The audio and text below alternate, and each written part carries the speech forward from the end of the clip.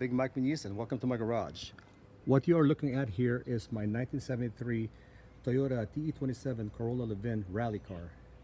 This is a FIA certified Group N rally car, and what makes this thing really special is what's under the hood. This is a rare race engine by TRD, never in any production car. This is called the 152E. This particular engine came out of a IMSA GTU Celica that was campaigned back in the 80s, producing 310 horsepower to the flywheel. The slide injectors have been replaced. Carburation 48, so it's a lot easier to tune and also a lot easier to drive in a rally. Running TRD rally wheels with gravel tires currently. Interior wise, we've got OMP WRCR rally seats with 6-point harness,